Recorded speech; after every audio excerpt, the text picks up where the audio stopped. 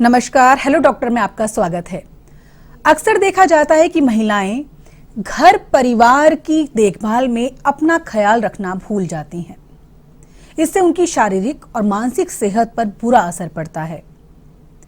महिलाएं अपनी जिंदगी में कई अलग अलग स्टेज से गुजरती हैं। इनमें मासिक धर्म, गर्भावस्था, हार्मोन असंतुलन, मेनोपॉज शामिल है। इस दौरान महिलाओं को कई प्रकार की परेशानियों का सामना करना पड़ता है। इन्हीं सब विषयों पर बात करने के लिए आज मेरे साथ स्टूडियो में मौजूद हैं स्त्री रोग विशेषज्ञ डॉक्टर शशि शर्मा। अब वर्तमान में दूदू स्थित स्वास्तिक मल्टी स्पेशलिटी हॉस्पिटल में अपनी सेवाएं दे रही हैं। डॉक्टर साहब, बहुत बहुत स्वागत है आपका हमारे स्टूडियो में। Thank you Rakhi ji. Doctor साहब, सबसे पहले मेरा सवाल आपसे यही रहेगा कि जो महिलाएं हैं सबसे ज्यादा परेशान रहती हैं माहवारी की समस्या को लेकर। किसी महिला को माहवारी समय से आती है, किसी को बहुत देर से आती है, किसी को बहुत ज्यादा रक्तस्राव होता है, किसी को कम होता है। मतलब अलग अलग महिलाओं के हिसाब से अलग अलग समस्याएं होती हैं। तो माहवारी की इतनी समस्याएं क्यों हैं? देखिए राखी जी, नॉर्मल मैं आपको बताना चाहूँगी कि जो माहवारी की समस्याएं हैं, सबसे पहले मैं नॉर्मल फिजियोलॉजिकल जो मेंस्ट्रुअल साइकिल होता है उसके बारे में बताना चाहूँगी जी। जो एवरेज एज है, जो हमारी मीनार्की बोलते हैं, मतलब जैसे मीनार्की मतलब मेंसेस का स्टार्ट होना। तो एवरेज एज जो हमारी बच्चियों में, किशोरियों में पीरियड स्टार्ट होते हैं, एवरेज एज लगभग 12 to 13 ईयर होती है।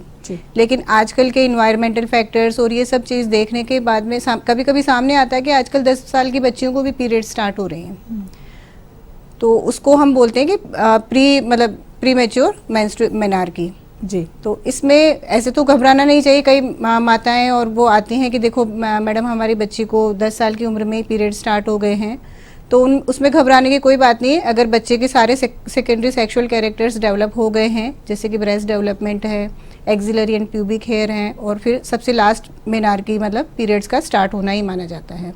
अगर ये सब सारी चीज़ें सब कुछ ठीक है तो हमें मेडिकली इसको पॉज नहीं करना चाहिए, मतलब वो आने देना चाहिए अगर आता है।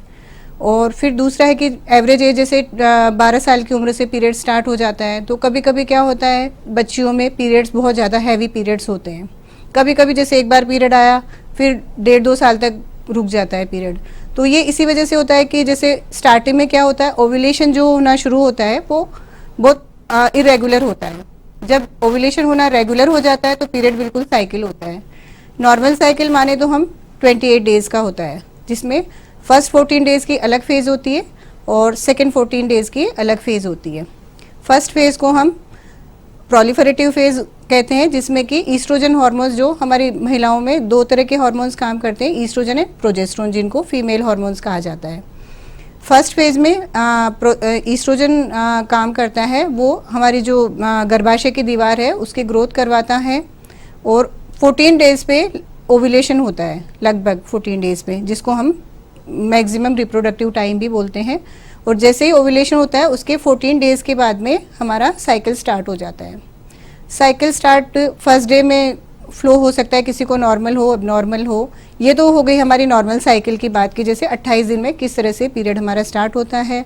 और ये जैसे 12-13 ईयर की एज से स्टार्ट होकर के लगभग मेनोपॉज की एज, जैसे हम मानते हैं कि लगभग एवरेज एज होती है 45 to 46 ईयर, तो उस तब तक ओव्यूलेशन होता है। और जैसे ही 46-47 में की एज में महिलाएं पहुंचती है तो हमारी बॉडी के जो हार्मोन्स, ओवरी जहां से, अंडाशय से हमारा ईस्ट्रोजन एंड प्रोजेस्टेरोन बनता है, वो हार्मोन्स कम होने लगते हैं। और धीरे धीरे जैसे पीरियड किसी का सडनली बंद हो जाता है, किसी का धीरे धीरे ब्लीडिंग कम होना शुरू हो जाती है और धीरे धीरे बंद हो जाता है।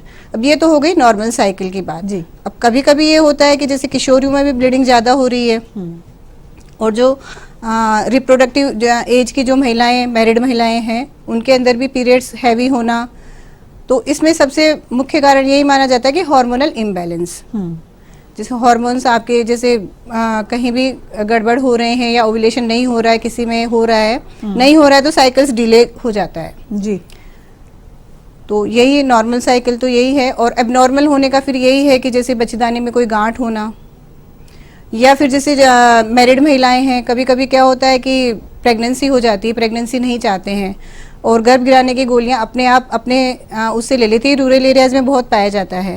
अब उनको लगता है कि ब्लीडिंग हो गई एक बार तो अपना पीरियड आ गया, तो उसको ये मान के बैठ जाती है कि अपना क्लियर हो गया है। Clear हो गया, जी। लेकिन ये होता है कि उसमें क्या होते हैं, कुछ पीसेस प्रेगनेंसी के पार्ट्स उसमें रह जाते जी। हैं, उसकी वजह से उसको ब्लीडिंग चलती रहती है। फिर वो अपने लेवल पे पहले तो करते रहते हैं कि भाई हाँ ठीक हो जाएगा, ऐसा होगा, लेकिन उनको ऐसी कंडीशन में अगर प्रेगनेंसी भी उनको है और वो नहीं चाहते हैं कि प्रेगनेंसी कंटिन्यू हमें नहीं करना है, तो डॉक्टर से, अपने गायनेकोलॉजिस्ट से सलाह ले और इस बारे में कंसल्ट करें। डॉक्टर साहब, कई बच्चियों में, महिलाओं में बहुत ज़्यादा दर्द की समस्या, पेट में ऐंठन है, बहुत ज़्यादा दर्द है, क्रैम्प्स आते हैं, ऐसा क्यों होता है? और कुछ लोगों को बहुत नॉर्मल माहवारी के समय वो रहते हैं, उन्हें बहुत ज़्यादा कोई समस्या का सामना नहीं करना पड़ता। तो देखिए, जो पेनफुल साइकिल्स होते हैं, इसका यही है कि ovulatory cycles are always painful. मतलब इसका मतलब है कि ओव्यूलेशन हो रहा है और माइल्ड पेन है, तो उसमें ऐसे कोई घबराने की बात नहीं है। सिंपल सिम्टोमेटिक ट्रीटमेंट हम दें और थोड़ा सा लाइफस्टाइल जैसे योगा है, ये उस टाइम पे करें, तो उससे बिल्कुल रिलीफ मिल जाता है। और सिंपल हम पेन रिलीफ ट्रीटमेंट देते हैं तो उससे बिल्कुल रिलीफ मिल जाता है।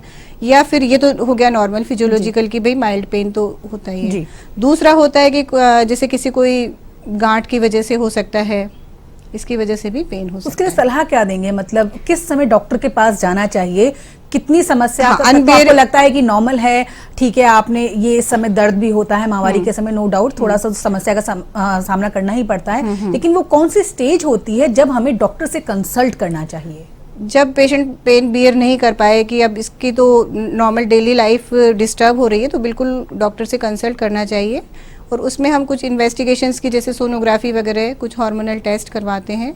अगर सोनोग्राफिकली कुछ होता है कि जैसे ओवरीज में कोई जैसे कभी कभी सिस्ट वगैरह बन जाती है, उसकी वजह से भी पेशेंट को पेन हो सकता है, तो वो डायग्नोसिस होने के बाद ही फिर हम उसका ट्रीटमेंट डिसाइड करते हैं कि भाई अब इसमें क्या करना है अपने को आगे।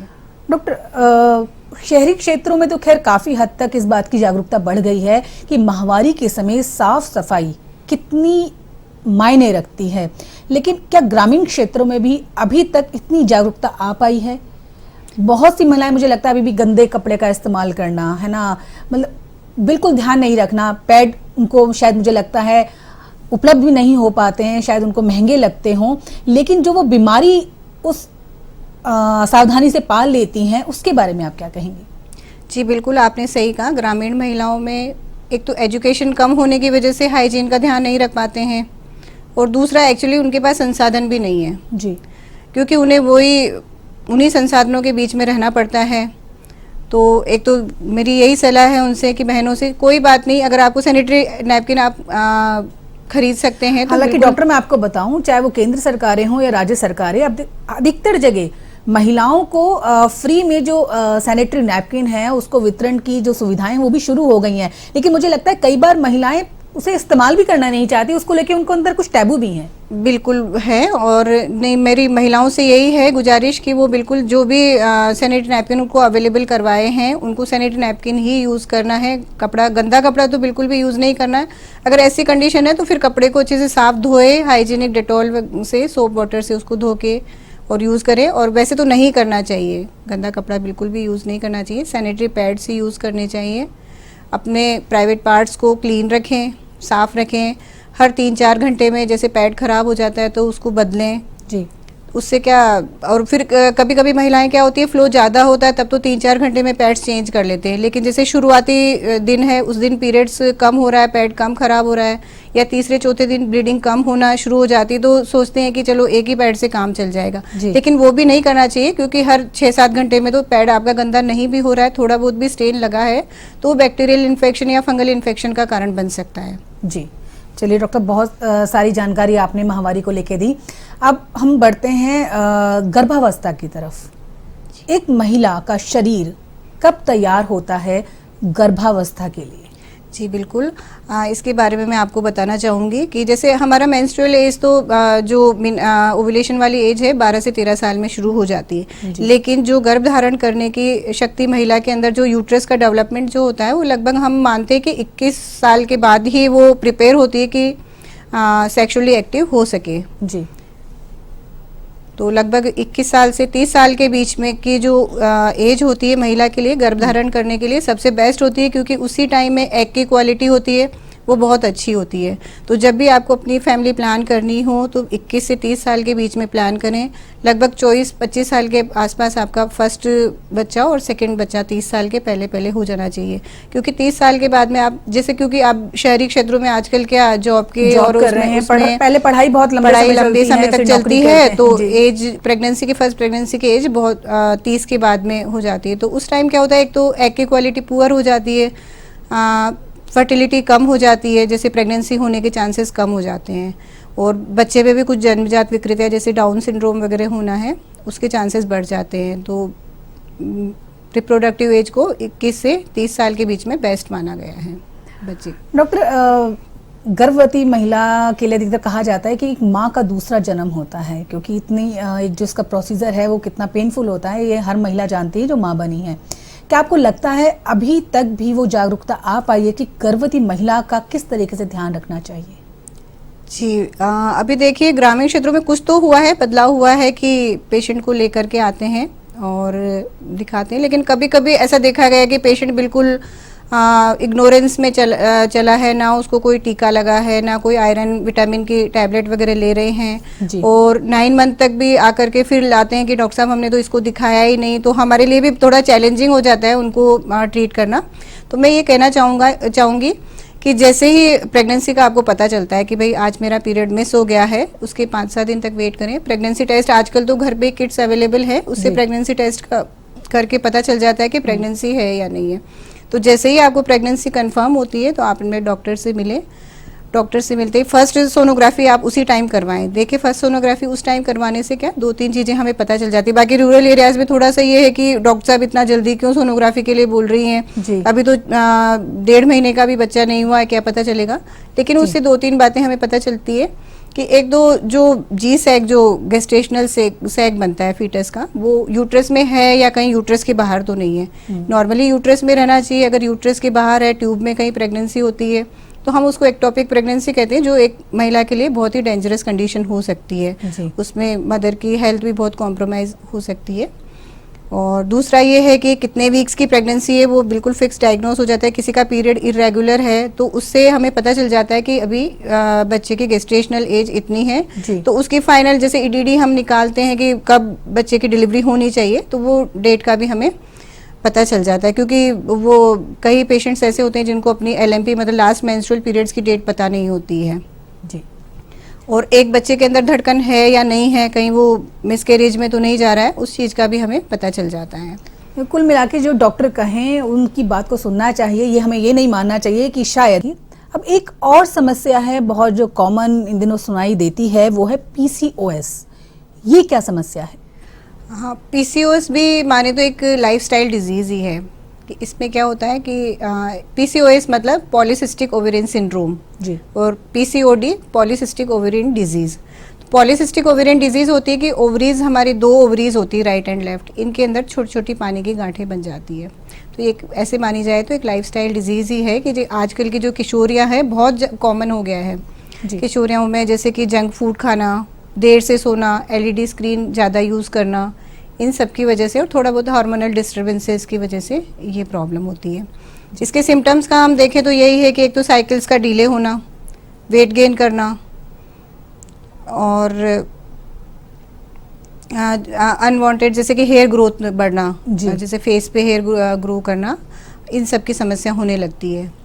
तो इसके निदान के लिए यही है कि हार्मोनल ट्रीटमेंट भी हम करते हैं, लेकिन सबसे पहले वही है कि किस वजह से ये हुआ है, आपकी लाइफस्टाइल बिगड़ने की वजह से ये हुआ है। इसको मतलब ये ना हो उसके लिए क्या प्रिकॉशन लें? प्रिकॉशन यही है कि भाई अपनी वही लाइफस्टाइल चेंज करनी है, टाइम से सोना है, टाइम से उठना है, जंक फूड से दूर रहना है, और वेट जितना हो, अगर वेट गेन किया है तो वेट को रिड्यूस करना है। कभी कभी थायराइड की प्रॉब्लम होती है, थायराइड हार्मोन्स की वजह से भी ये प्रॉब्लम हो सकती है जी। और फिर इसको ट्रीट करने के लिए अगर इन चीज़ों से नहीं ऐसा हो पाता है तो फिर कुछ हम हार्मोनल ट्रीटमेंट देते हैं साइक्लिकल, तो उससे क्या पीरियड्स भी साइक्लिक हो जाता है कि मंथली आने लगता है, डिले जो हो रहा था जी। तो डॉक्टर यूँ तो महिलाओं को भी मेरे को लगता है सभी तरह के कैंसर होते हैं, लेकिन सबसे ज़्यादा जो समस्या आती है ब्रेस्ट कैंसर, सर्वाइकल कैंसर और यूट्रस का कैंसर जी।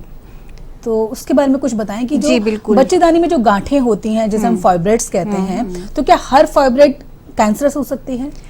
जी देखिए, बच्चेदानी के कैंसर में सबसे वैसे फीमेल बॉडी में मोस्ट कॉमन जो कैंसर्स होते हैं, एक तो बच्चेदानी के मुंह का कैंसर जिसको सर्वाइकल कैंसर कहते हैं, और एक दूसरा होता है ब्रेस्ट कैंसर। जी। ये 2 कैंसर मोस्ट कॉमन होते हैं। बच्चेदानी में जो गांठ बनती है, फाइब्रोइड्स जो बनते हैं, बच्चेदानी के किसी भी पार्ट्स में बन सकते हैं। जैसे बच्चेदानी के 2 पार्ट होते हैं, एक तो फंडस और एक सर्वाइकल रीजन। मोस्ट कॉमनली तो फंडल रीजन में ही बनते हैं। और गर्भाशय की भी जैसे 3 दीवार होती है, एक अंदर की म्यूकोजा होती है जिसको एंडोमेट्रियम बोलते हैं, एक मायोमेट्रियम और एक सीरोजल। तो जो सिम्टोमेटिक फाइब्रोइड्स होते हैं कि जिसमें सिम्टम्स यही आएंगे कि एक तो ब्लीडिंग ज़्यादा होना, हैवी पीरियड्स होना, पेन रहना। तो जो एंडोमेट्रियल जो अंदर की दीवार के जो फाइब्रोइड्स होते हैं वो ज़्यादा हैवी ब्लीडिंग वगैरह का ये ज़्यादा कॉज होते हैं। और डिपेंड करता है साइज़ कितना बड़ा है फाइब्रोइड का।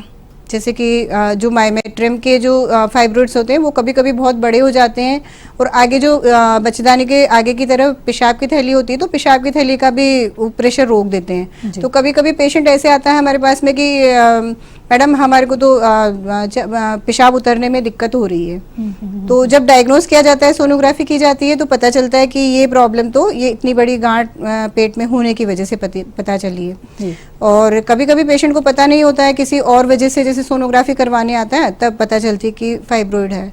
अब फाइब्रोइड का ट्रीटमेंट डिपेंड करता है कि भाई पेशेंट अभी अपने पास कौन सी एज में आया है। अभी जैसे पेशेंट आया है कि अभी न्यूली मैरिड ही है, अभी उसको फैमिली प्लान करनी है, तो कोशिश हमारी यही रहती है कि यूट्रस को बचाया जाए, और पेशेंट जब तक अपनी फैमिली कंप्लीट नहीं करे तब तक हम एज इट इज़ छोड़ देते हैं। और अगर बहुत बड़ा फाइब्रोइड है कि अब इसको निकालना ही पड़ेगा, तो एक मायोमेक्टमी ऑपरेशन होता है जिसके थ्रू हम जैसे कि खाली फाइब्रोइड को निकालते हैं, बाकी यूट्रस छोड़ देते हैं ताकि वो अपनी फैमिली कंप्लीट करे, और आगे उसको कोई प्रॉब्लम होती है तो फिर उसको फॉलोअप के लिए बुलाया जाता है। जी। और दूसरा अब ये है कि सर्वाइकल कैंसर मोस्ट कॉमन जो है रूरल एरियाज में ही पाया जाता है। और सर्वाइकल कैंसर का रूरल एरिया में ज़्यादा पाए जाने का मतलब यही है कि एक तो वहाँ पे मेंस्ट्रुअल हाइजीन मेंटेन नहीं होती है। जी। दूसरा फ्रीक्वेंट बर्थ्स कि बार बार जैसे बच्चा हो रहा है, जैसे 6-7 बच्चे हुए हैं किसी महिला को। जी। और अर्ली एज में जैसे शादी हो गई है जल्दी, और अर्ली एज में बर्थ होती है, तो उससे भी सर्वाइकल कैंसर के चांसेस बढ़ते हैं। और जैसे कि हाइजीन का मैंने आपको बता ही दिया है। और कुछ वायरसेस होते हैं, जैसे ह्यूमन पेपिलोमा वायरस है, ये इन्फेक्शन की वजह से भी सर्वाइकल कैंसर हो सकता है। कुल मिला के महिलाओं को मतलब टैबू नहीं बनाना चाहिए, अगर उन्हें कुछ समस्या है तो उसके बारे में खुल के बात करनी चाहिए, है ना। और साफ सफाई का तो खैर खास तौर पर ध्यान रखना ही चाहिए। डॉक्टर साहब, हमने महामारी में बहुत सारी बातें की थी कि भाई जब शुरुआत होती है या जिस समय महामारी चलती है तो कितनी समस्याएं आती हैं, लेकिन एक महिला के जब महामारी खत्म होने वाली होती है, जो मेनोपॉज का समय आता है, वो भी कई बार बहुत ज्यादा पीड़ादायक होता है। जी बिल्कुल, जैसे मैंने बताया कि आपको मेनोपॉज की जो एज होती है, एवरेज एज, वो 46-47 ईयर के अराउंड होती है। किसी किसी महिला को थोड़ा सा लंबा भी चल सकता है, ये उसकी जेनेटिक या हेरिडिटरी उस पर भी डिपेंड करता है। तो मेनोपॉज आने से क्या, एक तो हार्मोनल चेंजेस होते हैं, फीमेल हार्मोन्स जो ईस्ट्रोजन एंड प्रोजेस्टेरोन हमारी बॉडी में बनते हैं, वो धीरे धीरे ओवरीज की साइज रिड्यूस होने की वजह से कुछ वो कम होने लग जाते हैं। कम होने की वजह से जैसे कि अब इसके सिम्टम्स यही आते हैं कि एक तो चिड़चिड़ापन, कि कोई भी पेशेंट आता है कि डॉक्टर साहब हमारी वाइफ, ये मेरी वाइफ है, ये पहले तो बहुत खुश रहती थी, आजकल हर बात पे चिढ़ जाती है, और बार बार जैसे कि यूरिन जाना है, क्योंकि कोलेजन टिश्यू जो होता है ईस्ट्रोजन प्रोजेस्टेरोन उसको नॉर्मल उसमें मेंटेन करके रखता है। और एक हॉट फ्लैशेस की, बिल्कुल कभी भी एकदम से ऐसे लगता है कि बहुत गर्मी लग रही है, और पिन प्रिक्स जैसे कि कोई सुई चुभ हो रहा है, इस तरह के सिम्टम्स उसमें आते हैं। तो उनके लिए, और एक डिप्रेशन भी इस एज में जो मेनोपॉज होने की वजह से बहुत ज़्यादा हो जाता है। तो मैं उन महिलाओं को यही सलाह दूंगी कि भाई ये तो हमारी बॉडी का एक चेंज है। जैसे हमारा पीरियड स्टार्ट हुआ उस टाइम पे भी हम थोड़ा सा परेशान हुए थे कि भाई ये क्या हो गया। अब जब पीरियड हमारा खत्म होने की एज आती है तो वो खत्म भी होना है एक दिन, इसको इशू नहीं बनाए कि ये तो कई महिलाएं एक्सेप्ट नहीं कर पाती है कि ये क्या हो गया, अब तो मेरा सारा सेक्सुअल लाइफ और ये सब डिस्टर्ब हो जाएगी, तो इसको ऐसे नहीं ले। और जैसे विटामिन वगैरह कुछ भी, कोई अगर बहुत ज़्यादा तकलीफ है तो आप गायनेकोलॉजिस्ट से आके मिलें, बिल्कुल आपकी इस समस्या का समाधान जरूर होगा। जैसे आपने कहा था कि माहवारी अब 10 साल की बच्ची है, कई बार उसमें भी शुरू हो जाती है, तो उससे जो मेनोपॉज है वो भी आजकल कई बार काफी अर्ली एज में हो रहे हैं। हाँ, वो उसको बोलते हैं प्रीमेच्योर मेनोपॉज, जैसे कि 40 ईयर की एज से ही पहले हो जाता है। तो ये वो ही डिपेंड करता है कि आपकी हेरिडिटरी में या हार्मोन्स में कुछ बदलाव आ रहे हैं, इसी वजह से अर्ली मेनोपॉज, प्रीमेच्योर मेनोपॉज हो जाता है। चलिए डॉक्टर साहब, बहुत बहुत धन्यवाद इतनी अच्छी और इतनी सार्थक जानकारी देने के लिए। हेलो डॉक्टर में बस इतना ही। नमस्कार। जी नमस्कार।